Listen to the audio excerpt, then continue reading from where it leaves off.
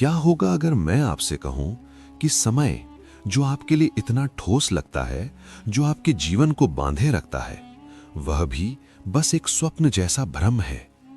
क्या होगा अगर एक पति पत्नी का संवाद इतना गहरा हो कि वे दोनों साथ में समय की माया को समझ लें, जन्म मृत्यु के चक्र को तोड़ लें और जीते जी ही ब्रह्म में लीन हो जाएं? क्या होगा अगर वशिष्ठ जैसे महान ऋषि अपनी पत्नी अरुंधति से कहें, यह समय, ये जन्म मृत्यु, ये सब कुछ स्वप्न है, और अरुंधति पहले ही इस सत्य को समझ चुकी हो, लेकिन वशिष्ठ को भी इसे अनुभव करवाएं? सुनने में किसी आध्यात्मिक प्रेम कहानी जैसा लगता है ना? जहां पति पत्नी एक दूसरे को मुक्ति का मार्ग दिखाते हैं, समय की माया को तोड़ते हैं और दोनों अनंत में एक हो जाते हैं। लेकिन ये सिर्फ कल्पना नहीं, योग वशिष्ठ महारामायण के स्थिति प्रकरण में एक ऐसी गहन, शांत, भावुक और हृदय को छूने वाली कथा छिपी है जो ठीक इसी सत्य को जीवंत कर देती है। ये कथा है अरुंधति और वशिष्ठ के समय चक्र संवाद की, जहां वशिष्ठ और अरुंधति समय की माया, जन्म मृत्यु के भ्रम और मुक्ति के मार्ग पर संवाद करते हैं। ये कथा सिर्फ पति पत्नी की नहीं, ये हर उस दंपत्ति की कहानी है जो प्रेम के माध्यम से समय और माया से मुक्त हो जाता है। आज हम इस कथा को बहुत विस्तार से सुनेंगे, हर दृश्य को इतना जीवंत बनाते हुए कि आप महसूस करेंगे जैसे आप कैलाश पर्वत पर वशिष्ठ और अरुंधति के साथ बैठे हैं। हर संवाद को इतना शांत और गहरा बनाते हुए कि आपका मन स्थिर हो जाए, हर विचार को इतनी गहराई से खोलते हुए कि आप समझ जाएं कि समय का भ्रम कैसे टूटता है।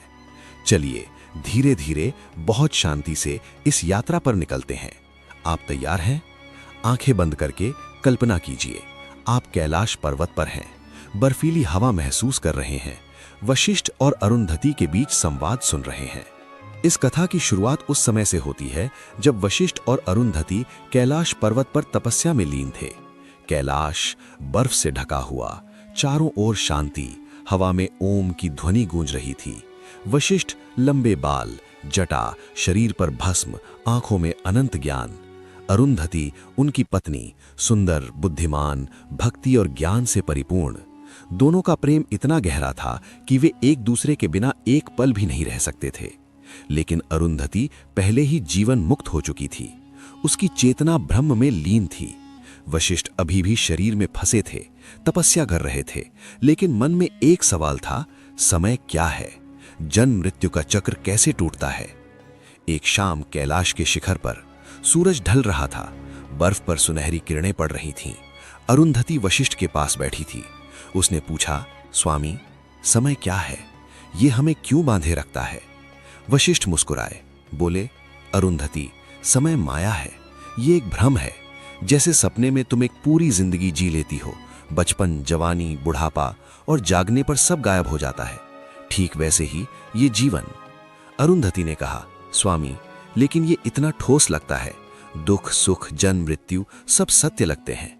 वशिष्ठ बोले, तो चलो मैं तुम्हें दिखाता हूं, आंखें बंद करो। अरुंधति ने आंखें बंद की। वशिष्ठ ने अपनी योग शक्ति से अरुंधति की चेतना को अलग किया। अरुंधति ने देखा एक विशाल चक्र, अनंत समय। पहले चक्र में वे दोनों राजा रानी थे, महल में सुख भोग रहे थे। दूसरे में साधु साध्वी थे, जंगल में तप कर रहे थे। तीसरे में योद्धा और योद्धा की पत्नी थे, युद्ध में पति को खो रही थी। अरुंधति ने देखा हर जन्म में अलग जीवन, अलग दुख, अलग सुख, लेकिन आत्मा एक ही। अरुंधति रो पड़ी, स्वामी, ये सब हम हैं? वशिष्ठ बोले, हाँ अरुंधति, हमारी आत्मा अनंत जन्मों से गुजर रही है, लेकिन आत्मा एक ही है। वशिष्ठ ने आगे कहा, अरुंधति, समय का भ्रम है, ये सृष्टि स्वप्न है। जैसे सपने में तुम राजा बनती हो, भिखारी बनती हो, मरती हो और जागने पर सब गायब, ठीक वैसे ही ये जीवन। अरुंधति ने पूछा, स्वामी, जागने का तरीका क्या है? वशिष्ठ बोले, विवेक से, वैराग्य से, ध्यान से। जब तुम समझ जाओगी कि तुम ब्रह्म हो, तब जाग जाओगी। अरुंधति ने ध्यान किया, वे समझ गईं सब माया है, आत्मा ब्रह्म है। अरुंधति ने वशिष्ठ के चरणों में सिर रखा, स्वामी, अब मैं मुक्त हूं।